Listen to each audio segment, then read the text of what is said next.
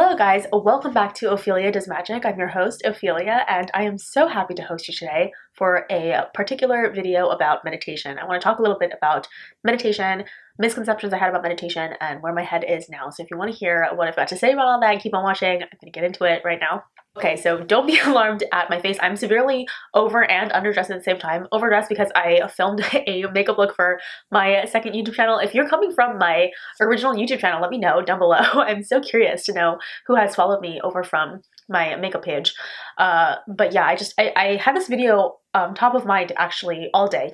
And I made this list of ideas that I wanted to cover, and it couldn't wait another day more. I really just wanted to get my ideas out while they were fresh.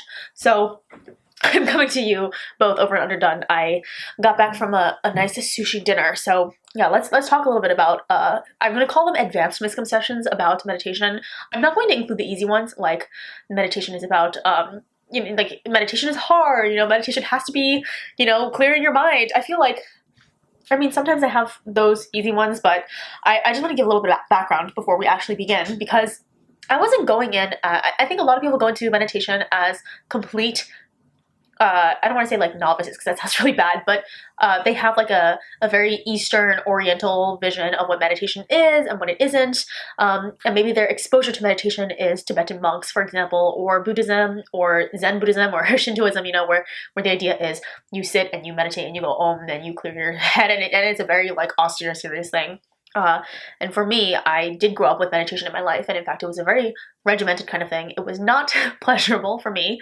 I think there are benefits to doing it. I don't think that's refutable.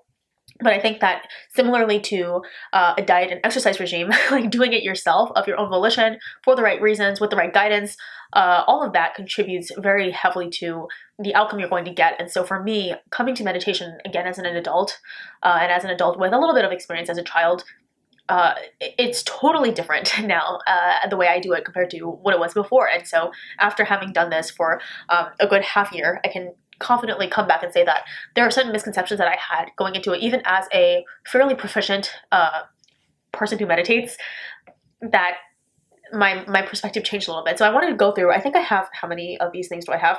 I think I have like 10 or 12 points that I wanted to go through, and basically the way that my perspective has shifted over time. So let's jump in. The first misconception is that you can meditate anytime, anywhere. Now, I wrote yes and no. Mindfulness does not have to be the eyes closed om moment that we think it is, where you go like this and you say om, or like you go like this and you say om, then you breathe in and out or whatever. So I'm going to make the distinction between mindfulness and meditation. I think there is a way to get into a meditative state. I think there's a way to get into a mindful state. I think there's many other ways to get into alternate states of consciousness. But for me, I find that if we're doing the strict like definition of meditation, which is when you sit down and you have the purpose of stilling your mind, I find that if I don't do certain preparations beforehand, it just is not going to give me the most efficacious results. I actually equate it a little bit to going on a fast. If you're going on a fast for health reasons, they recommend that you kind of ramp down your diet by slowly eliminating things like caffeine, processed sugars, wine and alcohol, like added fats and trans fats and whatever, like all kinds of processed stuff. Slowly you should ramp down your diet, ideally, so that way your body is slowly getting rid of all those things that you maybe have gotten accustomed to, and then you fast, and then you kind of break your fast by eating like bone broth, repopulating your gut biome, like all that kind of stuff, right? And I feel like meditation is a little bit like that.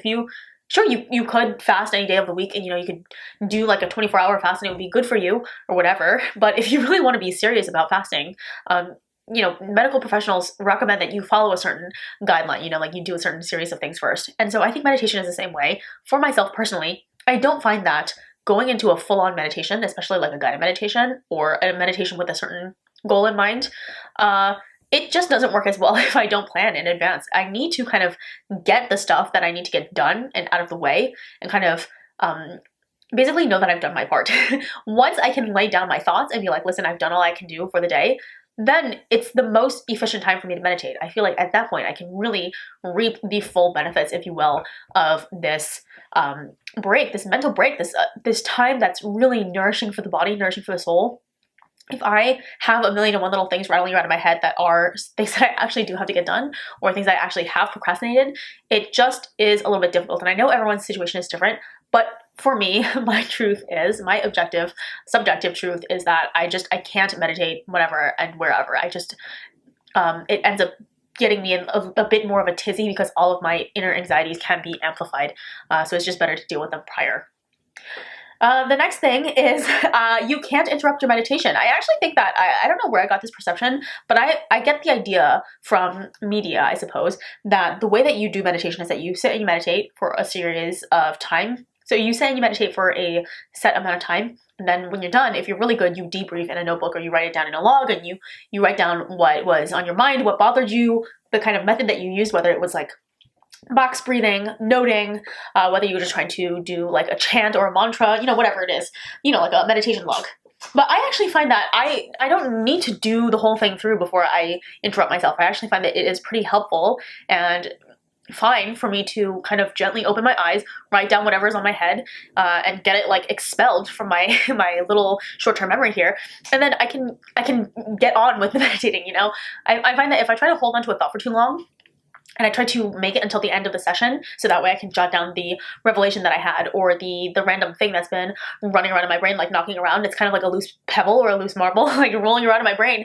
I find that that's actually harder, because then I have to be cognizant. I have to hold on to that thought, kind of like tether it to my long-term memory, so that way I don't forget it. But at the same time, I can't really like let go of everything to fully meditate. So I actually do, I don't want to say advertise it, but at least in my personal practice, I do interrupt my meditation to write things down. I mean, obviously I don't interrupt my meditation to like go take a piss or like go get a drink of water or anything, but in the right environment, to just simply write something down so that way I don't have to remember it, that is incredibly helpful for me. Or if I have like a vision or a thought or something that I want to hold on to, it's important for me to write it down so that way I don't forget.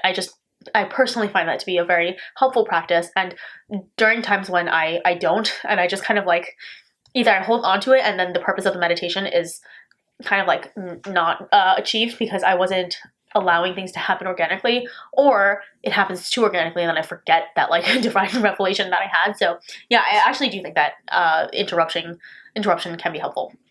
It feels mundane. So this is an interesting one, because my meditation practice as a child was actually linked to spirituality, and it had very like mumbo jumbo, really intense connotations. I mean, probably wild and fantastical connotations by any secular standard. Any of those neurophysicists and psychologists who are talking about meditation in a therapy lens, or like a cognitive, therapy lens, they're probably going to see it as ridiculous. But coming from like a Buddhist standpoint, like it's not unusual to see meditation touted as like the main way to cultivate certain abilities, right? So, and we do it as witches too. But yeah, as a child, that was kind of ingrained in me. So I never thought it was a weird thing to associate cultivation with meditation and gaining certain abilities and clarities and ways to kind of like sharpen your skills as a person and what you can do.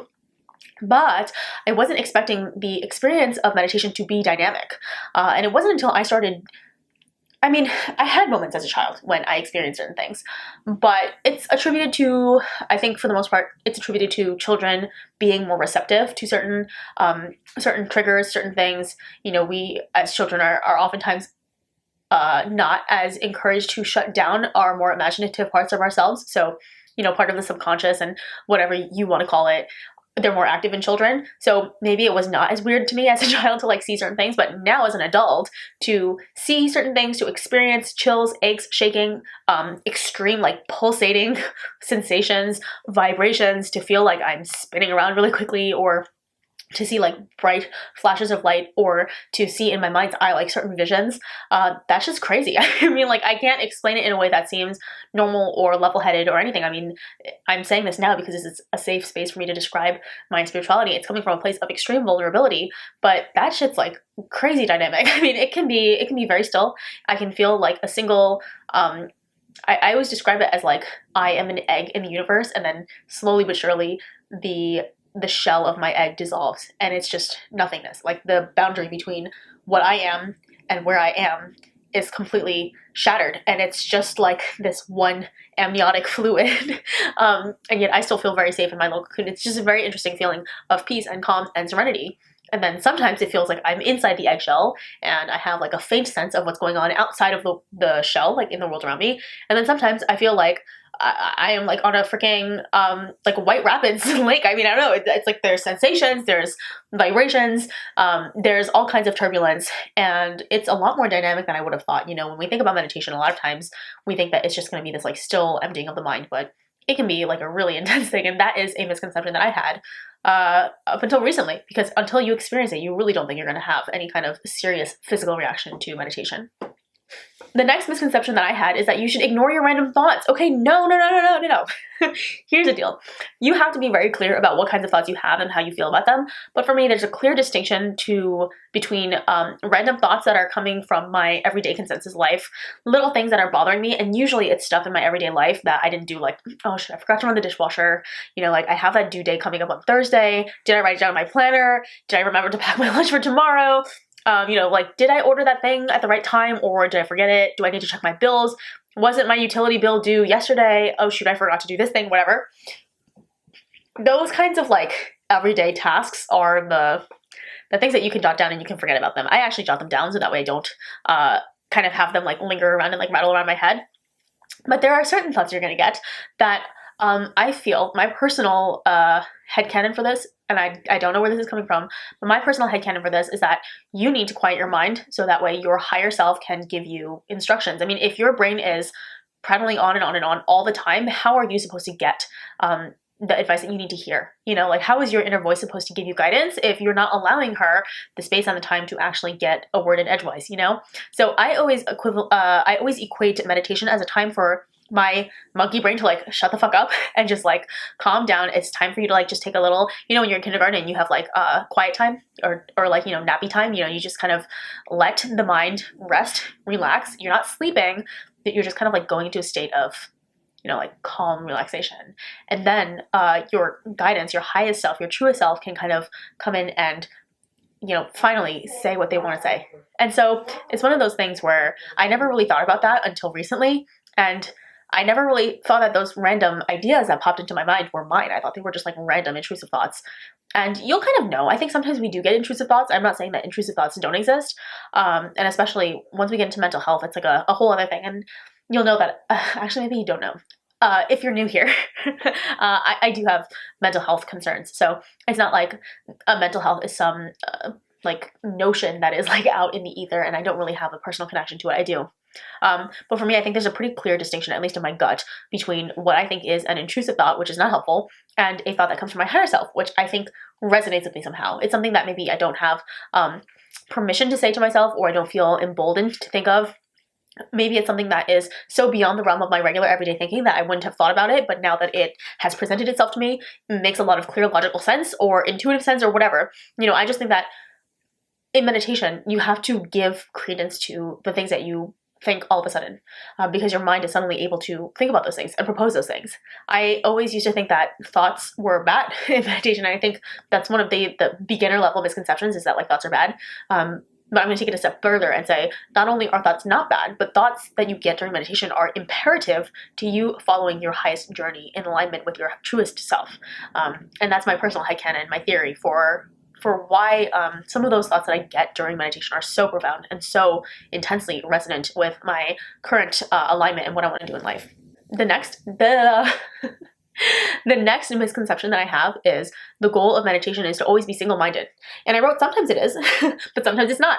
Sometimes the goal can be visualization, counting, noting, body scanning, breath work, mantra repetition, emptying the mind, going inwards and doing an exploration of the inner temple, connecting with source, stream of consciousness thinking, shamanic journeying, or literally anything else. The goal is to have a goal and then do that goal. And so, yeah, I think when we think about meditation, one of the first things we think of is that your mind should be empty. And sometimes it's good. Sometimes it is good to focus on the concentration of emptying your mind or to be singular in your focus. Sometimes the concentration is truly embodying a mantra. Sometimes the meditation is really going deep with every single fiber of your being, feeling a visualization technique, manifesting exactly what it is you want, and doing it as part of a spell. There's so many things you can do. Like for me, sometimes meditation is feeling and channeling energy and really kind of understanding what the physical sensations of that are like. It's a whole big thing, right? But I think what's misguided is the attempt to categorize meditation as like one singular activity. I mean, it's a singular activity. It's kind of like writing, like it's to say like writing is for writing stories only, but there's so many different aspects of it. You could write directions, you could write a poem, you could write a love story, you could write a critique, you could write a persuasive essay, an email, whatever. Like there's so many different methods, right? And for me, meditation, I never thought about it like writing, for instance. Meditation is a vehicle for you to do, or an activity for you to achieve many, many different kinds of focuses. And I think there's an over-representation of the whole like Om, empty your mind meditation. And I honestly, I don't know what the original Indian monks did, but I'm pretty sure Om and clearing the mind are not the same thing, because clearing the mind and mantra work, at least in my practice, I see them as two different things. Like to clear the mind, I literally don't think of anything. It completely is like an emptying of the mind. Like even words and thoughts, the action of thinking of emptying the mind is something that is already a thought. So that is actually like the highest. I think that is the hardest form of meditation. At least the hardest form that like I can even try to conceive of doing. I'm sure there's a harder version. I heard that like meditating within a dream is like one of the hardest things you can do, but like I'm not there yet. But that's like one very, very particular type. And I think that's one particular type that we've been seeing a lot in older film, especially. Nowadays, people are talking more about meditation in like a corporate sense. So I'm seeing a lot less of this like only empty your mind stuff. But yeah, I would say like the thing that I understand now is that if you have a goal, if you very clearly identify the goal and objective before you actually do it, that can really guide your meditation to be very fruitful in a way that you maybe didn't expect. My next misconception is that you always have a goal. Okay, I know I just mentioned that like there's many different ways you can meditate, and meditation is kind of a method to do a certain thing. But another thing that I have started to appreciate is just wanting to meditate and following the urge and just allowing myself to shift as I do it. Sometimes I start my meditation and I want to just do like a guided meditation, and then after the guided meditation, I kind of want to do just like a free flow. I want to have music going. I want to focus on my breath work. And then after that, maybe I want to do some mantra work. And I don't necessarily sit down and say I'm going to do these things in order. I just kind of like allow myself to be and to be present and to follow my intuition, my guidance, my vibes, whatever you want to call it. I just kind of go with the flow. And that's fine too. I think the idea that I'm trying to lay out between these 2 points is that meditation is more than just emptying your mind and saying Om and doing absolutely nothing and making sure your brain just kind of like runs to a halt, grinds to a halt, right? Yeah, I think that's the biggest thing that I understood it logically, but it wasn't until I really started meditating on a regular basis that it internalized more commonly. Okay, next one. Your brain is fine without meditation. Okay. I thought meditation was going to be like something that you do once in a while to like give yourself a little boost, a little boost of clarity. And I think it's true to an extent, but if you start to meditate regularly, you start to realize that the boost that you get is so significant that you really don't want to be without it. I have for the last half year, I want to say like close to a year now, I've been meditating for a good like 20 to 30 minutes every day. And not because I have to. I mean, it started that way. It started because they were like, as a witch, you got to meditate. And I was like, fine, if I'm going to be a witch, I'll meditate, but I don't want to. And I did it for probably like 2 weeks, grounding and centering and doing the guided meditations because I was told to, and I'm a good girl, so I do what I'm told. And it wasn't until I started being removed from my routine, like either going back home to visit my family or to go on vacation or during a particularly stressful time at home. There are some times when shit happens and you don't get to do your routine the way you want to do it. And it wasn't until I was stripped away from my comfort zone that I realized that actually, even if it is a benefit, I don't want to be without that benefit. It's kind of like high-speed internet, like the internet is a resource that we need, but no one said it had to be lightning fast. However, I will say that if you have lightning fast internet, you don't want to be without it, My brain is not sluggish, but it's kind of like, it's good to clear out all the apps in your phone once in a while. It's good to do a declutter. It's good to give your brain a little bit of a reset. I mean, not that it needs it. It doesn't need it per se, but it sure does benefit. And if it does benefit and you can consistently reap the benefits, you're not going to want to go back. It's just kind of like a human nature thing. I feel like I wrote down it's like a Roomba where you run the Roomba every day, and every day you're pretty sure that like there's not that much dirt on the floor. Like I'm not really feeling like specks of dirt on the floor. And then every day the Roomba comes back like a full can of dust and hair and debris. And you're like, where the hell did this come from? That's how I feel meditation is. And it's not always so profound. Like you're not physically decluttering anything. You're not physically forgetting stuff. It's not satisfying in that way. You don't get like an immediate feedback. But I do think that there's some kind of like, if we could quantify it, I wish we could. But all I can say is from a very subjective point of view, and from a very skeptical point of view, I have been turned, as someone who had a bit of religious trauma in the past. I had a fair amount of religious trauma in the past directly associated with meditation. In the same way that church might be a very difficult topic for people who had to escape, for instance, Christian religious trauma. I do know that like church and Christmas and, all things related to Christianity and monotheism and all the Abrahamic religions can be a source of great pain for many people who are dealing with religious trauma. For me, meditation was actually directly related. And so I went into this very much so a skeptic, and I'm leaving knowing that I'm much better with it. My brain actually does need a fair amount of meditation to operate at its best. Now that I know what my best feels like, I don't want to be without it. I mean, I don't need to be my best, but I sure would like to be my best. And so meditation does help me get there. Okay, next one. A long interrupted session is better than a few short ones. I used to think that one big, long 30-minute meditation would be better than a bunch of little ones, but just like exercising, I find that my brain likes novelty. So if I do 3 short 10-minute exercises, like 10 minutes for arms, 10 minutes for abs, and 10 minutes for legs, I can get through that pretty easily because I can give myself a little break between them. If I want to go get a drink of water, go pee, I don't feel guilty stopping at those points because it just feels a little bit natural. For me, my meditation practice is probably 30 minutes of 3 10-minute intervals. I do like grounding and centering for 10 minutes, then I do like protection meditation for 10 minutes, and then I do something else for 10 minutes, or sometimes it goes even longer. I don't know, but in general, I think the idea that longer is better than shorter is not necessarily the case, and I think the idea that longer and uninterrupted is better than shorter and interrupted is also not the case. I think if you're going to do particular meditation for certain things, especially if it's in the realm of witchcraft, right? If you're going to do it for a spell, or if you're going to do it for something else, see if you can segment it in a way. I do know that for certain spell work, you want to do like a really long ritual and you really want to focus your mind on the ritual for like a full hour or whatever, but see if you can break that up into like 15-minute chunks. Like for 15 minutes, can you focus on, like one visualization technique? For another 15 minutes, can you visualize something else? For another 15 minutes, can you do something else? Like, can you, like just kind of segmenting it off. I think if you're having a hard time focusing for a long time, try breaking up your time into smaller chunks and giving yourself just a little break, like a teeny tiny little breather, and not feeling guilt about it. Maybe you can record a little bit of a guided meditation. That has really helped me not feel like it's a chore. It's like time passes and I'm like, oh my God, I can't believe that I actually finished this already, because I was really just starting to, starting to lean in and just starting to like focus, and you're gonna feel that your muscles grow incredibly fast. Okay, we're getting to the meaty parts now. If you're imagining it, you're doing it wrong. This is interesting. It wasn't until I started listening to a lot more lectures, I guess you could call them like magical lectures or esoteric lectures that talk about the power of play, of imagination. It's part of the witch's pyramid, will, secrecy, imagination, faith. And I find it really interesting that I didn't know about the witch's pyramid. I mean, I literally didn't know about this concept until I started listening to more lectures and especially getting into more of the like occultism stuff. But basically, the importance of imagination, of letting your mind just see what the mind sees, and visualization is different for everyone. The perception of situation is different for everyone. But if you're seeing it, great. That's part of it. Part of it is this light imaginative play part. If you're not seeing it, that doesn't mean you're not doing it wrong. It just means that maybe it's working in a way that you can't see right now, or what have you, or now it's not the time, or whatever. Like, trust that it is what it is.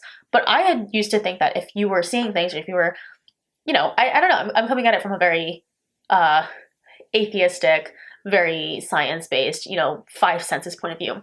And I don't think that it's bad. It's just that we need to exercise some of the other parts of our brain that have been neglected in today's society, that is very much so like one-sided.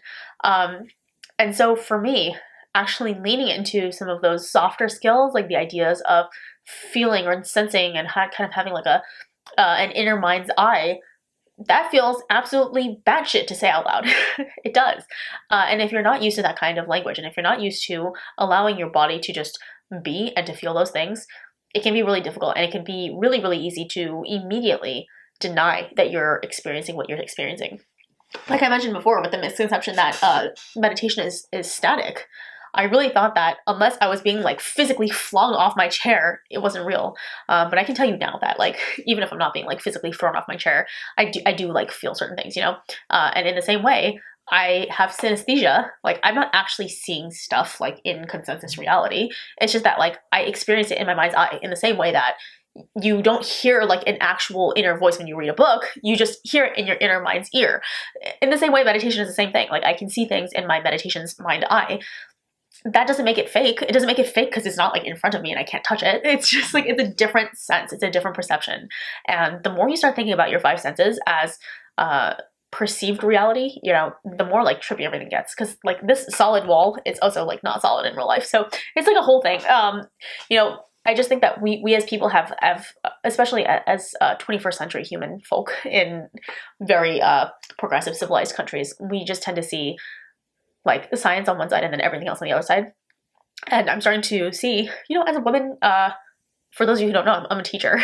And so I'm very pro-education, I'm very pro-science, but I am also, as a person, trying to explore a little bit more of the things that I have shut down for so many years, not allowing myself to explore. And, you know, true actual scientists, they don't claim to know everything. That's the pursuit of science. The pursuit of science is to start to prove what we can prove. But that doesn't mean that you know everything. It doesn't mean that everything that is inexplainable is like stupid. So yeah, long story short, I feel like I put a lot of pressure on myself early on to meditate in a way that was very sterile, very clean, and anything that was not explainable was totally fake, and everything that I did imagine was stupid. And then as I started getting into more of the magical stuff, if I couldn't see things that people were saying that I would see, then I was doing it wrong too. And I'm just at this point giving space to both sides, giving space for my imagination and my mind's eye to visualize stuff freely, and also giving my highest self time to grow into whatever it needs to grow into. And if she needs a little bit more time for things to manifest, that's fine. It doesn't mean that I should stop. So that was my really, really long one. I told you we're getting into some of the meatier topics. Okay, second to last, meditation will eventually yield successful results. I would say yes and no. It depends on what success means to you. For me, success in meditation could be something as simple as having more patience. It could be something like having more focus. It could be having more compassion for others, having a stronger inner voice. It could be lowering my stress levels, getting to sleep better. So yes and no. I think depending on the goals that you go into for meditation, it can be difficult to measure with objective data and analysis exactly what it is that you're getting out of it. But I will say, you know, take your own progress with a pinch of salt, because we grow with ourselves every single day. It's like gaining weight. You know, like I can give this example. I gained like 35 pounds in the last few years, and I didn't even notice it happening because it happened so slowly. And it's my body. And, you know, unless you start to experience extreme changes where like someone points out like, whoa, you gained weight, or like, whoa, I don't fit my clothing anymore, or whatever, you're probably not going to notice little things. You know, if we all like lived in potato sacks, like I probably would never notice that I gained weight, in the same way that, you know, you probably don't notice that you're growing taller as a child, or you don't notice that your hair is starting to thin until you get a bald patch or whatever. You know, we ourselves don't really tend to see changes. It's much easier to see change in others over like distinct periods of time. So for myself, I've noticed that people tend to notice a difference in my stress levels. People tend to say that I seem a lot happier. Like that's a general consensus, is that I seem a lot happier and a lot brighter. For me, one of the biggest things that I've noticed is an extreme lack of depression. I was dealing with very, very serious basically suicidal ideation on a daily basis. And I don't want to say that meditation was the only thing that stopped it, because the suicidal ideation was caused by something, and I'm going to get into it in the next point, and that's the last point I'm going to end with. So if you don't want to get into it, I would say stop after this point. But basically, my mental health was at a really, really bad point. My depression and anxiety were very crippling, but I was very high functioning, so it was really difficult to address it. I feel like this is a whole separate can of worms, and I don't want to get into it today. But there's something about high functioning mental illness that is incredibly painful, because it almost feels like you can't catch a break. Like if you can't function, it's almost like easier because you've completely turned off. But when you're really high functioning, there's this weird disconnect between what you're doing and what you're feeling. And for me, the biggest difference in meditation helping me is that like I just don't feel that anymore. And obviously it's not been a year, but I'm at the worst time of the year for me. Like I get seasonal affective, and the seasonal affective really ramps up around the end of each calendar year. And we've successfully made it to the end of the calendar year, and my seasonal affective is pretty much nowhere to be seen. And I've never gone a year like this before, like literally never in my life. And arguably I'm doing some of the most spiritually taxing stuff right now. Like I'm going through my depth year. I'm starting the depth year. So started the depth year like 3 weeks ago, and it's gotten me like head first, like pitted up against my like addictions and my shadow self, and a lot of the things that I've been trying to not deal with for many years. So you'd think that during this really trying time that the seasonal affective would finally kick in. But in that way, I can say that I'm better. I'm better for meditation for it. There are other little things, like there's little things. If you are someone who is a little trigger happy on the horn and you like to lean on the horn when you're driving, if you're someone who likes to like get into gossip and talk drama about other people behind their backs, if you are someone who tends to get into fights, if you tend to be really defensive, if you tend to say things before you're ready to say them, like you don't think before you speak, obviously those little things you might notice. Whatever it is for you, whatever your inner demons are, it's very likely, it's very possible that having a daily meditation practice can help. And I really didn't think that was going to be the case. I really didn't. My original belief was that meditation would help you with things like stress, maybe sleep, but I didn't think that it could help you with these big picture things. I mean, I know the numbers. Like I hear people say meditation is good for mental health. Meditation is blah, blah, blah. It's the same way that people talk about exercise, that's the one I'm working on next. But it's different to experience it. It's very different to be a person who has dealt with extreme, crippling mental health issues and had nowhere to go and nowhere to turn and no mental health professionals to help you. I mean, I don't want to get emotional about it. But it's really difficult when you have no one, literally no one who can talk you out of like the void that is your head. And you can't climb out. There's like a really, really deep hole, and it just feels like there's no way you're gonna get out because no one can help you, no one can reach you. It's just like you're separated from the world in a way. And for me to come back from that and to say that now I've gone basically like a full 8 months without having felt any of those thoughts, or at least any of those thoughts to any significant degree, that is really incredible for me. That is something that I would not have been able to say a year ago. And I have a lot to thank for that, but I do have myself to thank as well for building a really strong habit. The last misconception, though, and this is going to be I'm going to end on a heavy topic. The last misconception is that meditation will fix your problems and give you a will to live. And that is something that, that's a difficult one. So I used to think that if I meditated and I contemplated the meaning of life, if I allowed my brain to empty itself, if I did all the right things and I did it for the longer amount of time, if I read all the books that monks have written. I mean, there's a lot of Buddhist monks who write books, okay? And I read all of them. I have not read all of them, but I've read a lot of them, probably over 50 meditation-based or Buddhist-based monk-written books, that kind of thing. And guess what? Not one of them gave me a will to live. Okay. And I was talking to my husband about this, but I personally experienced a very deep deity communion once with my patron deity, Hades. And it was the closest thing I'd ever had to like meeting God. Like I'm not that kind of person, or I wasn't that kind of person. Now I am. But before I was not the kind of person to talk deity and spirituality and stuff like that. And in that conversation, I asked, like, can you tell me the reason why I'm here? Like, can you give me a reason to live? And he said, not even I can do that for you. And so if meditation cannot give that to you, if your patron deity cannot give that to you, well, I think that was the moment that I told myself to stop asking.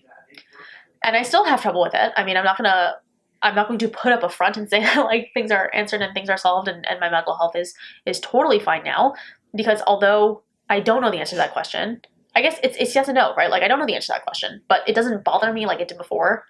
Like really, that question bothered me to the point of like me wanting to off myself like for days at a time. It was really bad. And not just offing myself, but like offing the entire planet. Like some people just want to hurt themselves, but I wanted to hurt myself and others. It was like it was a bad place, and I just felt like the world was a like really like unforgivable, terribly cruel, like unreasonable and insufferable place of badness. Okay. And when I got out of that pit, when I started climbing out of that pit, I thought, okay, like maybe when I meditate, I will finally be able to fill this pit up with love and light and the answers and whatever. And that was a misconception. Maybe it's just where I am now in my journey, but meditation is not going to give you a will to live where there was none.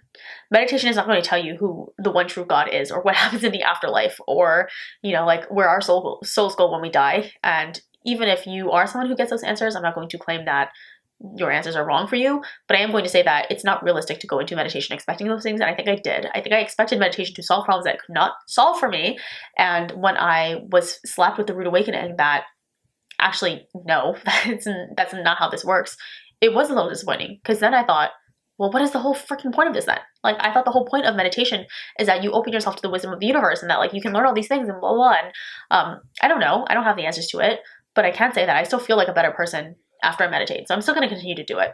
And maybe one day, after decades and decades and decades, I can find a reason. I can find my own reason for being alive and for why I'm here. But I just want to be really frank right out the gate. I know the first few points, all of the points besides this one, were all incredibly positive. But even if meditation as a practice is incredibly positive, I don't want to give it this otherworldly, inflated sense of importance. It is important to my routine. It is important to my mental health, but it did not solve existential angst within me. I think it made the pursuit of the answer less important. It showed me the answer, you know, it showed me that being present is more important. It showed me that there are certain things that I have to value now. It showed me what I can do to give my life more meaning and more richness, but it did not answer my question.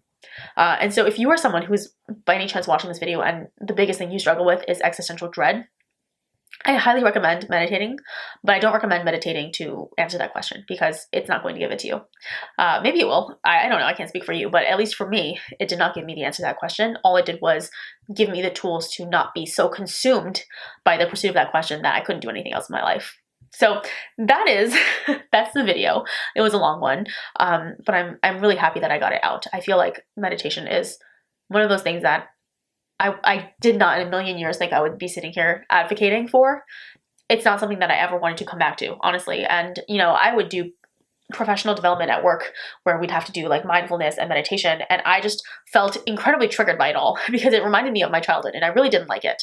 And now I can take a few minutes before I actually start work, and I actually voluntarily start my day with a little bit of a mindful minute, a magic minute, whatever the day is. I do box breathing when I drive. I mean, it's a whole thing.